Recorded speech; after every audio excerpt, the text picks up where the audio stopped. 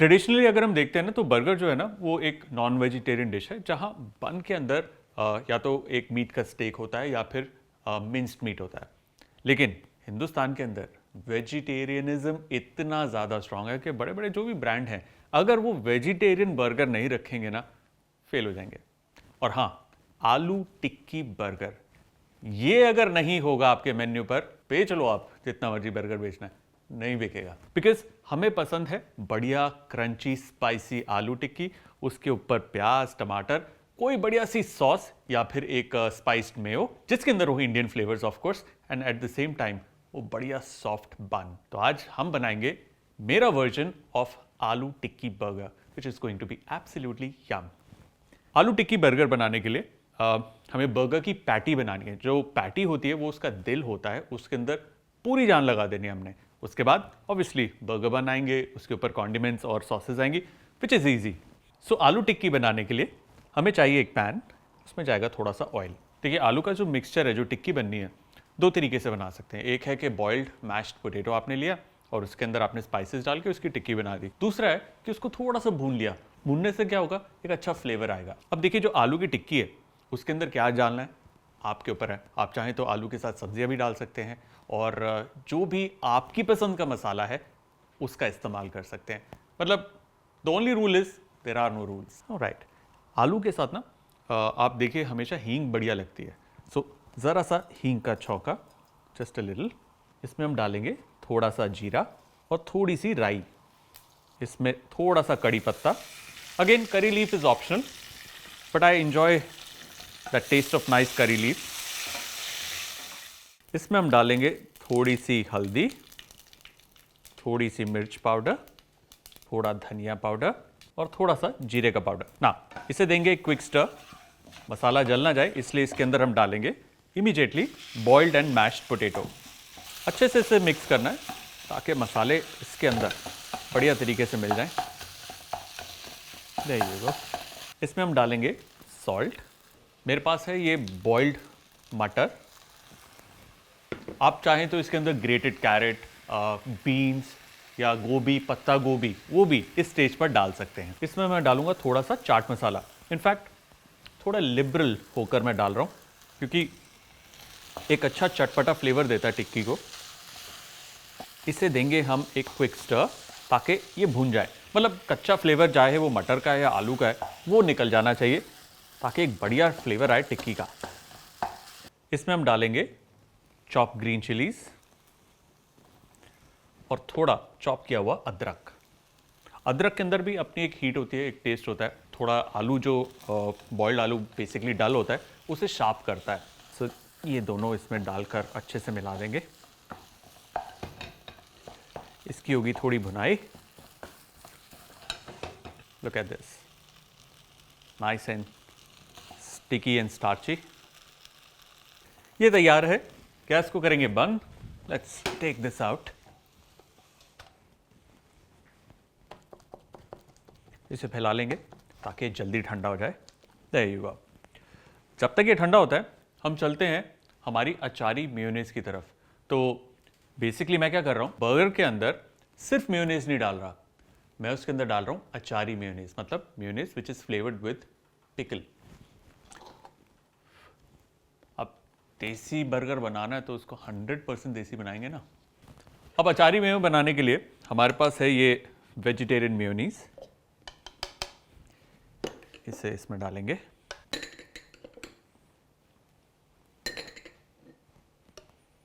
ये है mix veg pickle. आप आम का अचार ले सकते हैं, गार्लिक पिकल ले सकते हैं, मिक्स वेज ले सकते हैं, जिंजर पिकल ले सकते हैं, आपके ऊपर है। चाहे तो नींबू का अचार भी ले सकते हैं।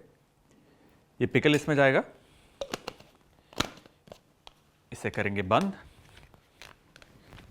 और इसे अब हम ग्राइंड करेंगे।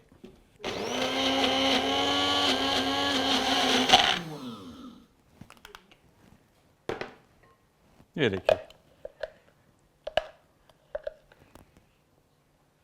बढ़िया हमारी अचारी मेयोनेज़ तैयार।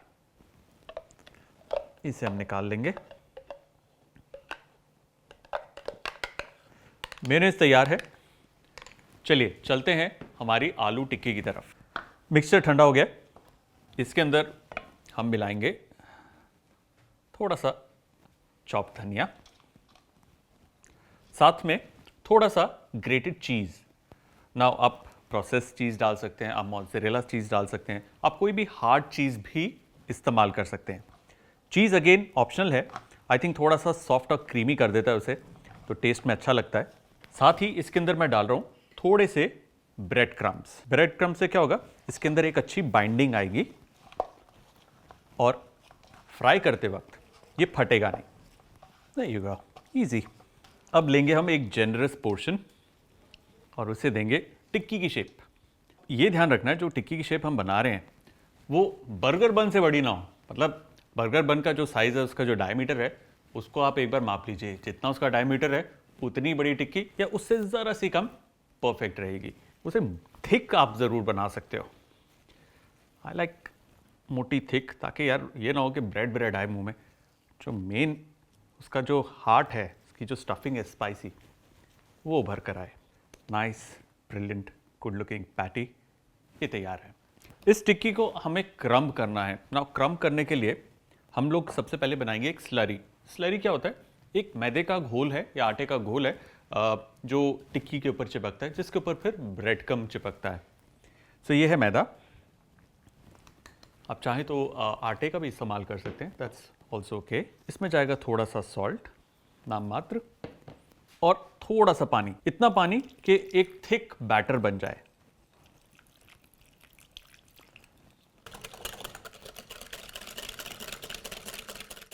ये देखिए थिक बैटर है, काफ़ी गाढ़ा है, तैयार है। अब देखिए क्रम्बिंग के लिए हमारे पास 3 स्टेजेस हैं। वो स्टेजेस क्या हैं, देखिए सबसे पहले है सूखा मैदा, उसके बाद है हमारी ये स्लरी और तीसरा है ये ब्रेड क्रम्स। टिक्की को केयरफुली उठाना है और सबसे पहले हम मैदे के अंदर डालेंगे। मैदा ऊपर नीचे चारों तरफ, एंड देन इस तरीके से एक्सेस फ्लावर हम डस्ट ऑफ कर लेंगे। उसके बाद जाएगा ये इस घोल में, इसे अच्छे से इसके अंदर हम डुबो देंगे।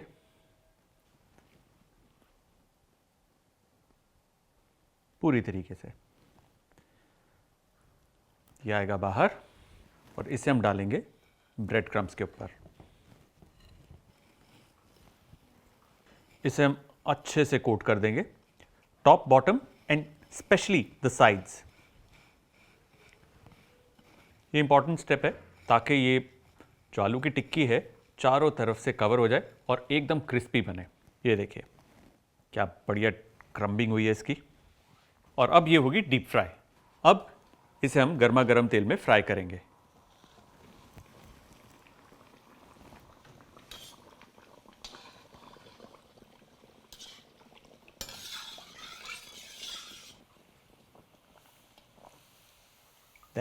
बिल्कुल नहीं फटा, थोड़ा कलर आएगा इसमें भी।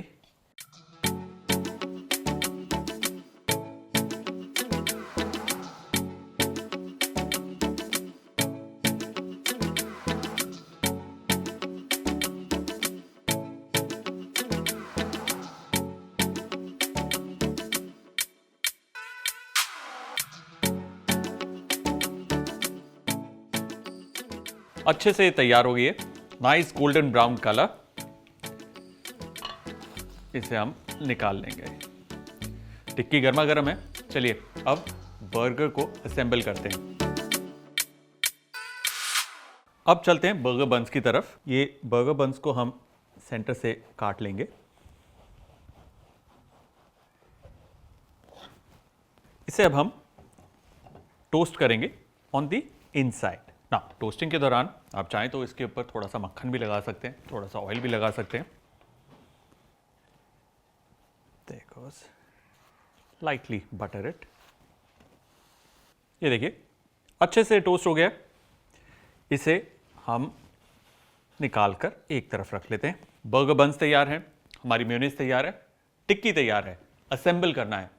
असेंबल करने से पहले चलते हैं टिप्स एंड ट्रिक्स की तरफ, जहां पर हम जानेंगे कि परफेक्ट बर्गर बनाने के लिए किन बातों का हमें ध्यान रखना है। जब भी हम बर्गर को असेंबल करते हैं, हमें बंस को टोस्ट करना होता है। टोस्टिंग से क्या होता है, वो क्रिस्पी हो जाते हैं towards the inside, which means वो जल्दी सॉगी नहीं होते। बर्गर को जब हम असेंबल करते हैं, बेस पे हमेशा सलाद पत्ता डालते हैं। उसके डालने से क्या होता है, एक तो क्रंच आता है, एक अच्छा कलर न्यूट्रिशन आता है। एट द सेम टाइम जो बेस होता है बर्गर का, वो जल्दी सॉगी नहीं होता। आलू टिक्की बर्गर के लिए जो टिक्की है, उसकी पैटी है, उसके अंदर आप अपनी मर्जी के फ्लेवर डाल सकते हैं, आप अपनी मर्जी के मसाले भी डाल सकते हैं। जब भी आप पैटी को फ्राई करते हैं, अगर आपको वो पैटी एक्स्ट्रा क्रंची चाहिए, आप डबल कोटिंग कर सकते हैं। उसका मतलब ये हुआ कि आपने एक बार स्लरी में डाला, ब्रेड क्रम्ब लगाए, दोबारा से स्लरी में और दोबारा से ब्रेड क्रम्ब में। ऐसा करने से डबल कोटिंग होगी और जब आप फ्राई करेंगे, सुपर क्रंची बनेगी आलू की टिक्की। बर्गर जब भी हम सर्व करते हैं, यूजुअली पैटी इधर उधर भागती है क्योंकि वो काफी बड़ा बर्गर होता है। ताकि वो एक जगह रहे, आप एक टूथपिक का इस्तेमाल कर सकते हैं। बर्गर की पैटी को एक बार आपने क्रम्ब कर दिया, आप उसे डीप फ्रीज कर सकते हैं 4 से 6 हफ्ते के लिए। जब भी बर्गर बनाना हो, पैटी निकाली, बिना थॉ किए डायरेक्टली डीप फ्राई कीजिए, बर्गर की पैटी तैयार। बर्गर के अंदर इस्तेमाल होने वाली मेयोनेज एक अच्छा फ्लेवर देती है। आप चाहें तो प्लेन मेयोनेज इस्तेमाल कर सकते हैं, उसको स्पाइस अप कर सकते हैं, या फिर जैसे हमने आज बनाई अचारी मेयोनेज, उसका भी इस्तेमाल कर सकते हैं। चलिए अब चलते हैं रेसिपी की तरफ। चलिए बर्गर को असेंबल करते हैं।